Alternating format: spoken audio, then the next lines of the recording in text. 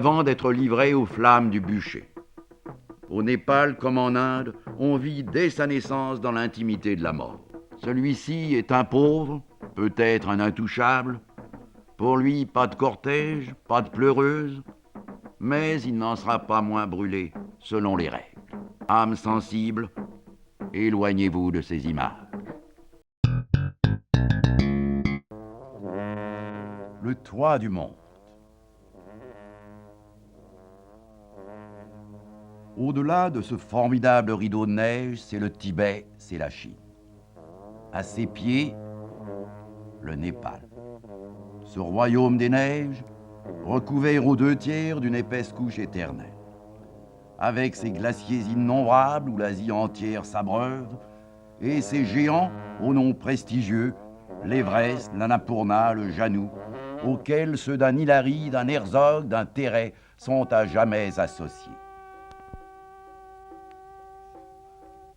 La patrie des Sherpas, ces guides intrépides, dont Tenzing reste le modèle,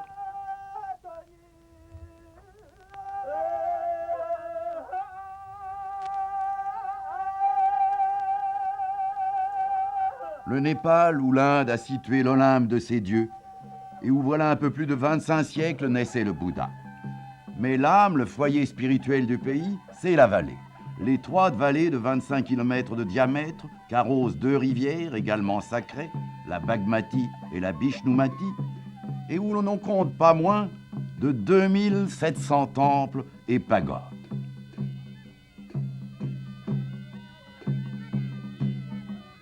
Et où se trouvent également les 2 cités historiques de Patan et de Bagdaon, non loin de Katmandou, sa capitale, l'actuelle résidence de Sa Majesté Mahendra.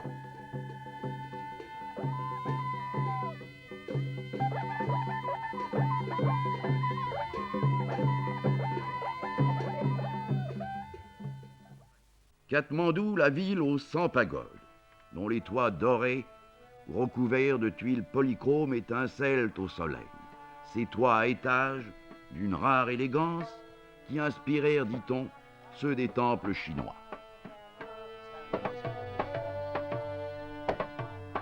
Chaque roi, depuis 1000 ans, y a voulu la sienne, chacune plus riche et plus ornée que la précédente.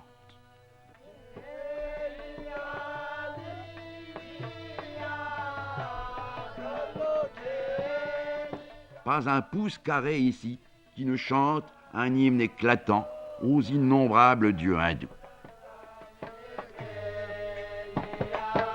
Ici, Shiva et son épouse Parvati. Les Népalais furent de tout temps réputés pour le travail du bois.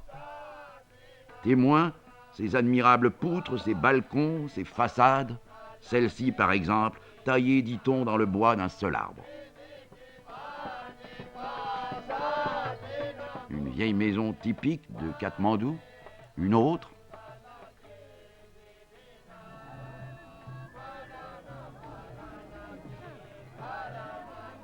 Ces griffons, ces chimères font partie du merveilleux bestiaire népalais, tout comme le buffle, le singe ou l'éléphant, ou encore et surtout le lion, symbole du Népal. Le lion qui veille à l'entrée des temples et des palais.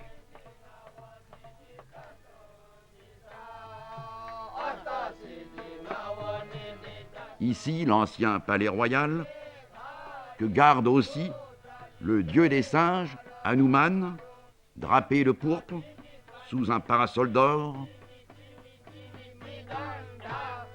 Et à côté, la terrible déesse Kali, déesse de la fécondité et de la mort, qui se nourrit du sang des sacrifices.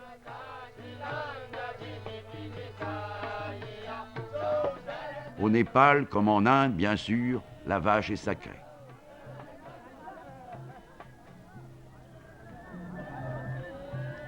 Le dernier modèle des taxis de Katmandou. Notre seconde vache sacrée. Notre troisième. Notre quatrième, pardon, celle-là c'est un monsieur. Comme vous le voyez, l'heure de la traction mécanique n'a pas encore sonné au Népal. Plus d'1 million de Népalais des deux sexes vivent encore uniquement du portage. Ceux-ci sont des Sherpas descendus de la montagne en quête de problématiques alpinistes du dimanche. Mais les Herzog et les Hilary ne courent pas les rues, pas même à Katmandou.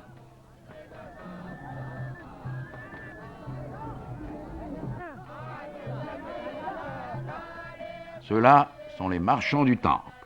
Ici aussi, le commerce et les dieux font bon ménage.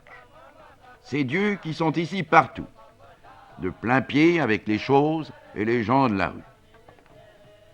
C'est pour eux que ces femmes se sont parées.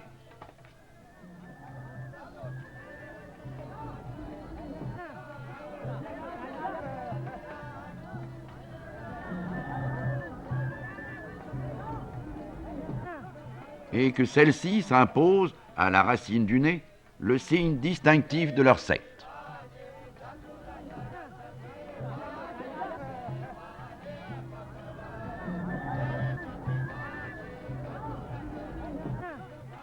Avant d'aller déposer leur offrande, comme leurs sœurs, aux pieds des idoles.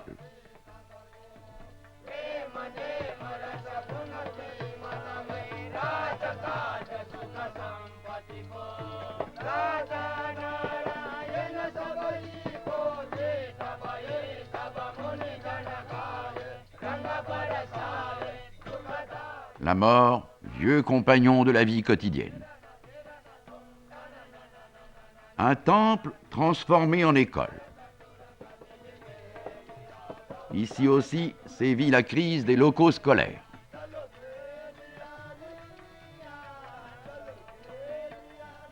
Des réfugiés tibétains qui ont réussi à passer à travers le rideau de bambou au prix de longues semaines de marche dans la neige par des chemins connus d'eux seuls.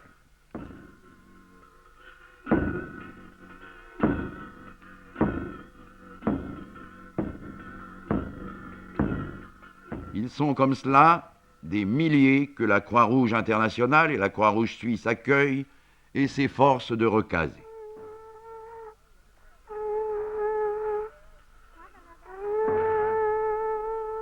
En particulier, grâce à ce centre artisanal où nous allons les voir et où quelques centaines d'entre eux exercent leur art traditionnel millénaire, le tissage des étoffes et des tapis, qui seront vendus sur place à leur profit.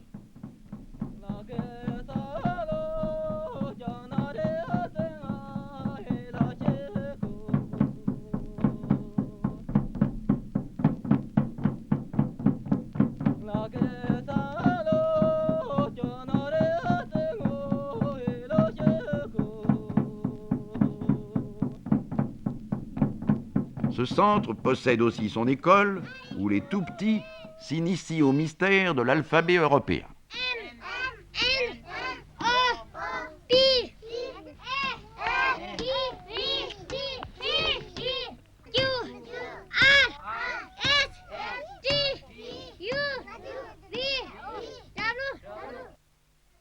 Bouddhistes fervents, en voici d'autres devant le célèbre stupa de Swayambhunath, élevé en un lieu où jadis le Bouddha aurait fait retraite.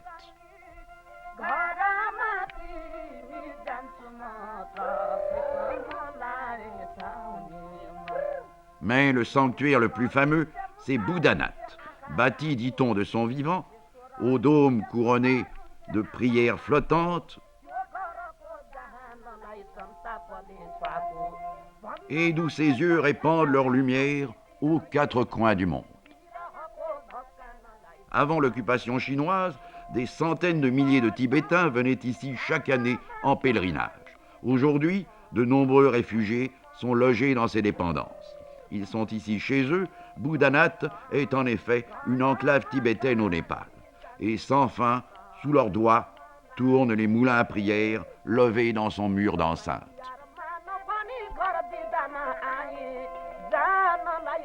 Le chef de la communauté, qu'on appelle le Ciné Lama, représente le Dieu vivant, le Dalai Lama, réfugié en Inde comme on sait. Le voici, revêtu de sa robe d'apparat, et qui va présider à une étrange et magnifique cérémonie. La danse des bonzes masqués, qui est liée au rituel du bouddhisme tantrique tibétain, où la magie joue un grand rôle. Cérémonie destinée à écarter les démons et à se concilier les faveurs des génies.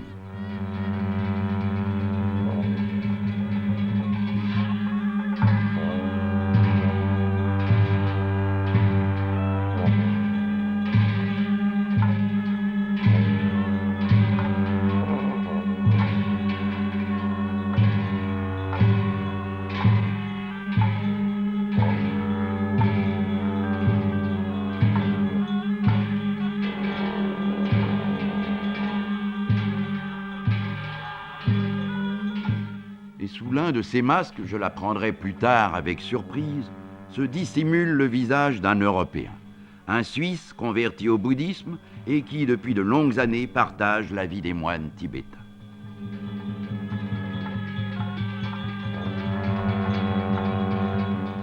Et la danse se poursuit au son des conques, des flûtes, du tambour et de la trompe de montagne, qui sont parmi les plus vieux instruments du monde.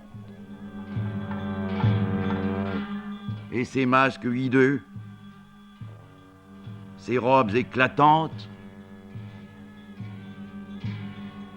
ces gestes hiératiques, cette musique obsédante, composent une scène hallucinante, une sorte de Bruegel ou de Jérôme Bosch vivant qui nous transporte au fond des arts.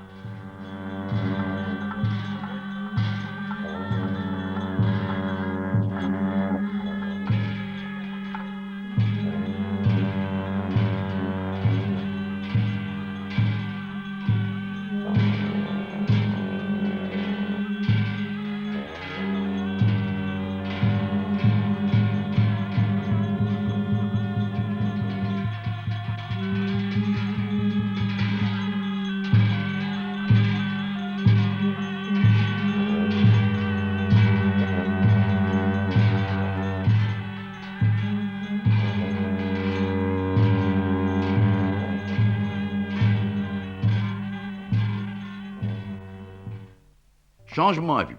Avec ces singes, nous entrons à Pasupatinat, autre lieu sacré, mais pour les hindouistes celui-là. Pasupatinat, la ville sainte, bâtie au flanc d'une colline boisée, et qu'arrose la Bagmati, et tout entière consacrée à Shiva, le dieu d'encens. Ce qui explique les sautillements de cet ascète au visage en technicolore, frère lointain de notre jongleur de Notre-Dame.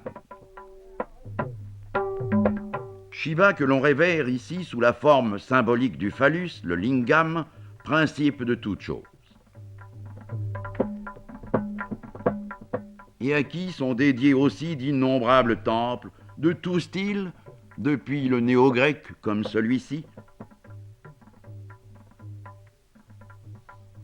Voir celui des palais florentins.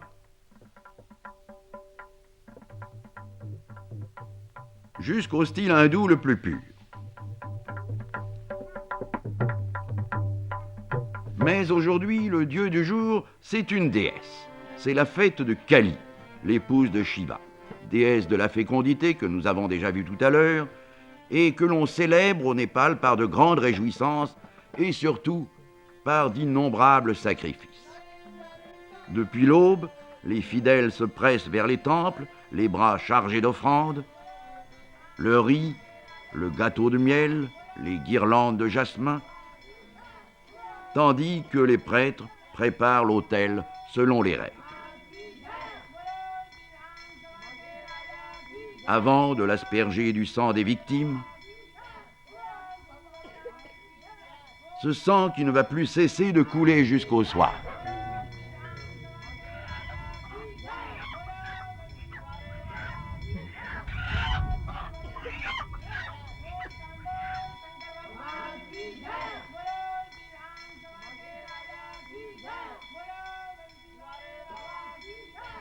Après le coq va venir le tour du mouton.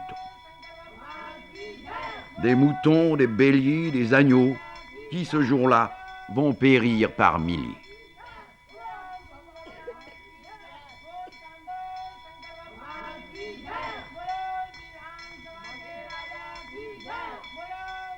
Cependant, qu'au pied de l'idole, le petit peuple des singes fait ripaille.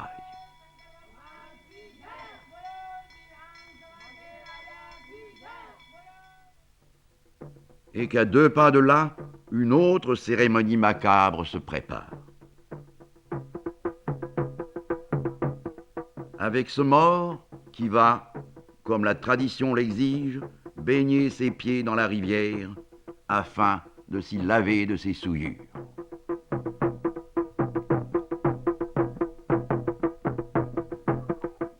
Et avant d'être livré aux flammes du bûcher. Que la présence de cet enfant ne vous choque pas. Au Népal, comme en Inde, on vit dès sa naissance dans l'intimité de la mort.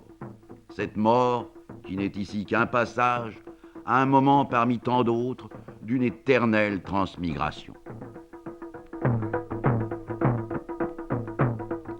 Celui-ci est un pauvre, peut-être un intouchable. Pour lui, pas de cortège, pas de pleureuse, mais il n'en sera pas moins brûlé selon les règles.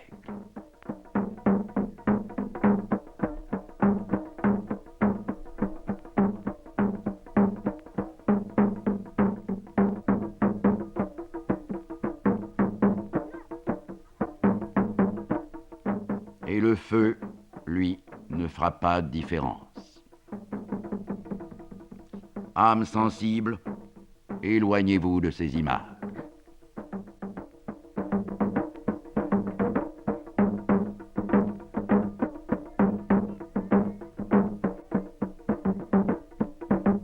Images atroces et pourtant quotidiennes. Dans 1 heure, tout sera consommé. Et ces cendres seront dispersées dans la rivière, dans l'attente d'une nouvelle incarnation. Ainsi le veut le karma.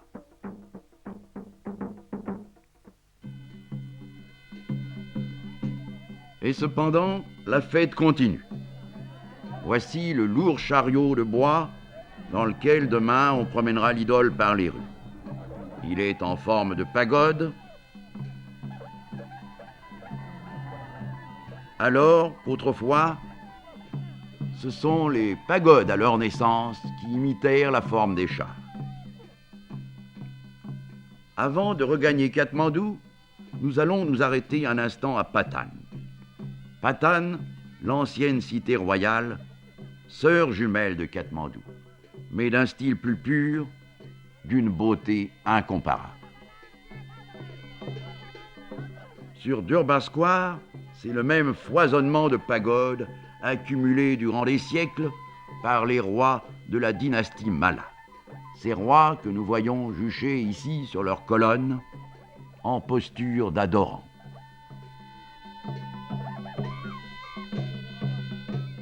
Et dont le palais dresse encore sa façade au fronton richement orné. L'ancienne piscine royale.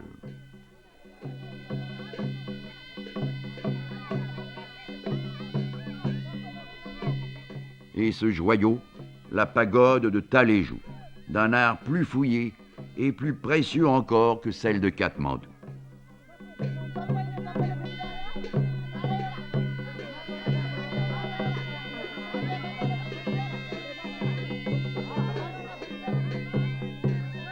Ce buffle, c'est Nandi, la monture de Shiva, le dieu omniprésent et multiforme.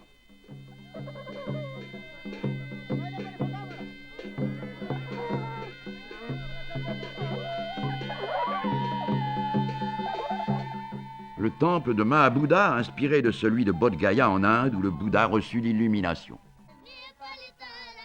Ces petits chanteurs font partie bien sûr du folklore. Pour eux, le tourisme est une manne céleste.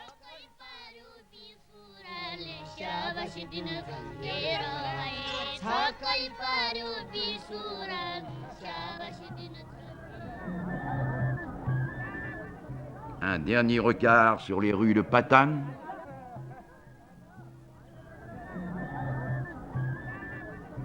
Et sur son merveilleux décor. Et à nouveau, nous voici à Katmandou sur le Tindikelt, le champ de Mars, pour la fête du cheval qu'on célèbre en présence de la reine. La reine que voici justement escortée par un escadron de lanciers dans la pure tradition de l'armée des Indes. Sa Majesté, que voici, va prendre place sous un arbre géant, le banyan sacré, d'où elle assistera au spectacle.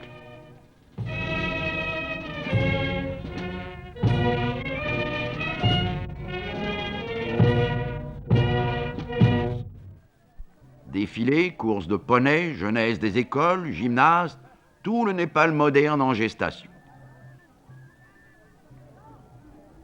Et aussi sa jeune armée dans ses exercices de manœuvre éclair.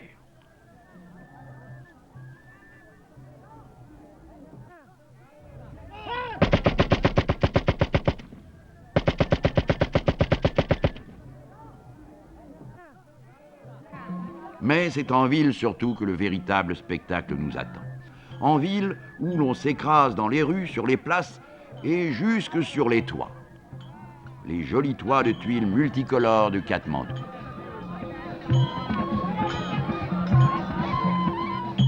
Pour voir passer l'idole sur son char, somptueusement paré, porté par des douzaines de bras vigoureux qui la promèneront ainsi de pagode en pagode.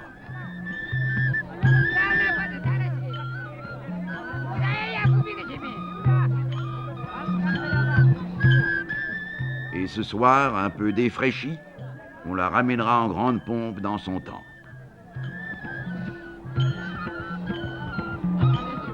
Mais les chants et les danses, eux, ne cesseront pas jusqu'à l'aube.